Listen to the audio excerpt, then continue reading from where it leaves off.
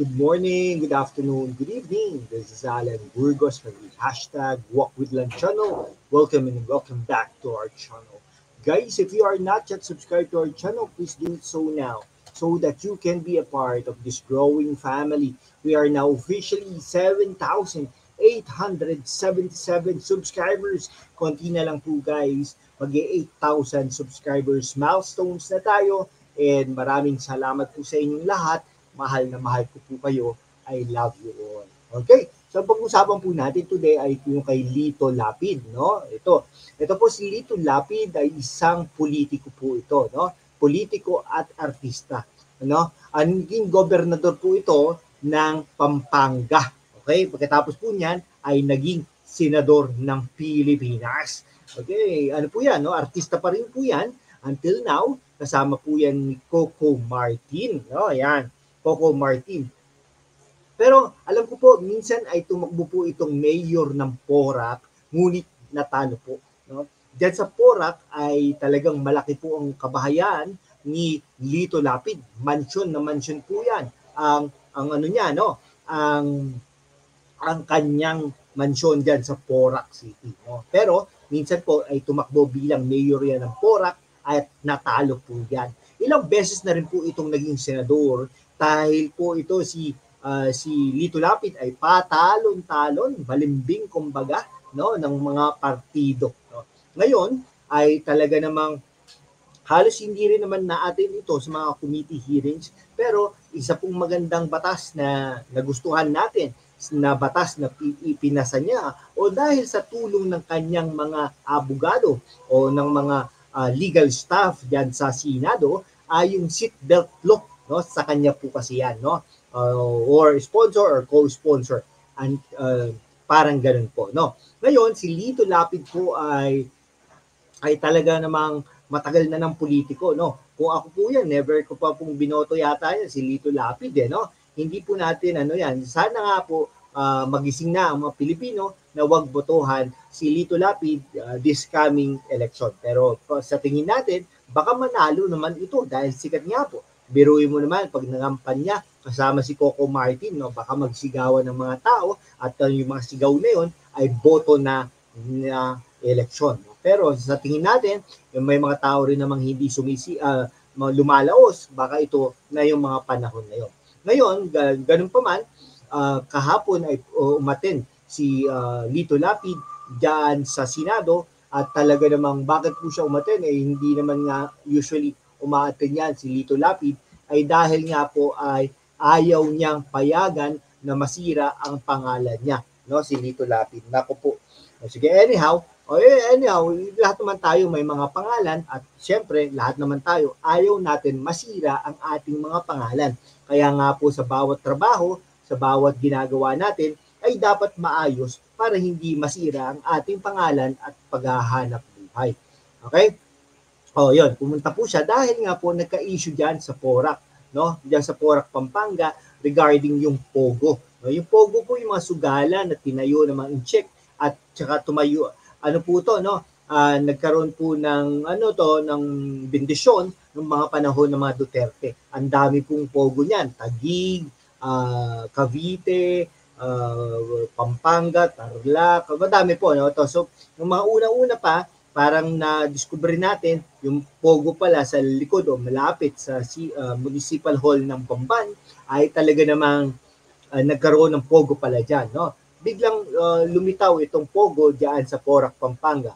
Sabi ko nga, di ba, minsan tumakbo ng mayor si Lito Lapid diyan sa Porac, Pampanga, ngunit natalo. At dyan naman, si Lito Lapid po ay tumakbo rin pong ng mayor ba to? Oo, tumakbo rin mayor, oo nga. Tumakbo rin po ng mayor ng Makati, no? Ayun, noong 2007 po, ito si Lito Lapid ay tumakbo bilang mayor, no, ng Makati City. Kalaban niya si Jojo Binay, natalo po siya. Pero ano po na-retain naman niya yung seat niya diyan sa Senado, no. Tapos 2010 he was re-elected as senator, placing 11 in the overall ranking. He ran under the Lakas CMD party, left the party in 2012, served until 2016 as independent. Yan. Yun po ang ano niya. At saka marami pa pong pelikula ito si Lito Lapid no? Talagang marami rin po naging chicks ito, no? Si Lito Lapid. Sa Pampanga marami din pong ano yan, no? Ayan po, no? Okay. Naging vice, sorry. Tama, naging vice governor din po ito pala from 1992 to 1995 during yung term ni Ramos ito no. Tapos 1995 to 2004 na biglang na bigla naging gobernador po ito no. Tapos in 2015 ay nako, nagkaroon po ng fertilizer fund scam. Malinis ang pangalan, senador pero anyhow, nagkaroon po ng ng fertilizer allegedly fund scam while he was governor of Pampanga. But in the case was dismissed in 2016 by the Sandigan Bayan. Wala naman pala. Ito talaga, porak-porak to no? Talagang kabalin ito si Lito Lapid. Makikita mo namang Kapampangan ito pag walang H At saka biglang walang H at saka pag may H naman, basta galit sila sa H. Oo. Galit sila sa H. Ewan ko bakit sila galit sa H. Yan. Tapos nag-aaral pala ito sa St. Catherine sa Porac, 1972. Tapos nag-artista ito. Ayan. Ito, national, ayun, defeated natalo niya pala yung Vice Governor Cielo Macapagal Salgado. Alam niyo to si Cielo Macapagal Salgado, kapatid ito no. Ito yung kapatid ito ni Gloria Macapagal Arroyo sa tatay, no? Tapos noong 1995, tumakbo ito na gobernador under the same party against government. Natalo niya si Bren Giao, no? Yan, who had the support of former President Corazon Aquino and won. When he sought a second term in 1998, Lapid joined the administration party Lakas NUCT. After the impeachment of President Joseph Estrada in 2000, following he ran again for his final term and won. Yan. Angeles pala yun. Sorry Pero alam ko tumakbo ito na mayor ng Porac he decided to run as mayor of Angeles City in 2004 elections but abandoned his plans when he was encouraged to run as a senator. Naku, kalokohan talaga. Ayan. Tapos tumakbo rin po itong mayor ng Makati, no? Pero ayun, tapos ito, to seek another election to the Senate, Lapid ran for mayor ng 2016 but lost to incumbent Mayor Edgardo Pamintuan. Ayan. Si Pamintuan pala naging mayor din, no? Tapos 2019 nanalo siya bilang senador, 7th overall. Ayan. 2019. So, pwede pa siyang tatakbo pa siya bilang senador, no? Ngayong 2025. Sana naman, wag na, no? Ayan. Tapos, nagkaasawa din yan, anak niya si Mark Lapid, tumakbo minsan ng senador, talo yan. Meron din po siyang anak kay Melanie Marquez, no? And may anak din po siya doon sa Isabel Ortega, no? Ayan, si Michelle Ortega, talaga madaming anak pala to, no? Sige, anyhow. Tapos teka, mabalik tayo doon sa ating usapan, no? Yan. Ayan, tapos biglang umattend to kahapon Usually wala po yan Hindi po ma-attend yan, no? Talagang nag-surprise appearance pa during a Senate investigation to deny accusations of his involvement in illegal offshore gaming operations, no?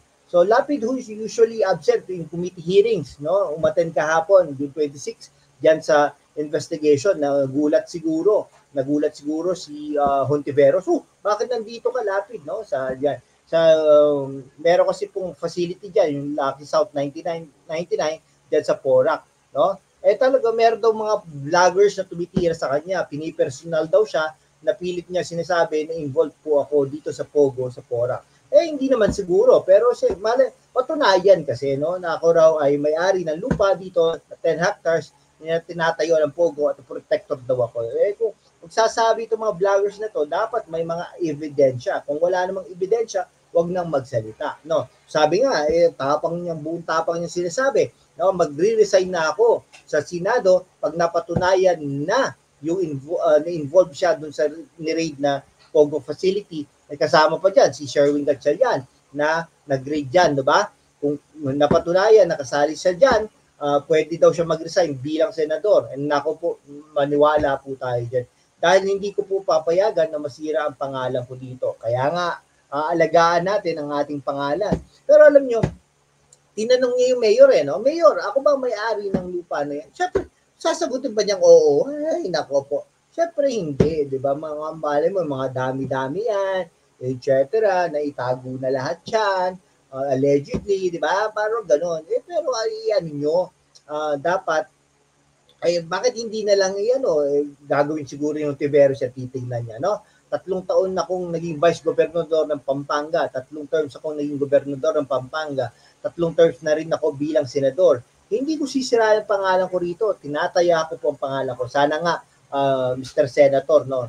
Sana balang araw, bumalik ka dyan sa Pampanga, ayusin mo yung Pampanga na yan. Diba? Ayusin mo. Wala nang weteng, maayos ang mga daan, maayos ang mga drainage system, maayos, as in maayos, parang ikukumpara natin sa New York, kumbaga, no? So talagang nag-a-appeal ngayon si Lapid kay Porac Mayor Jaime Capil, no?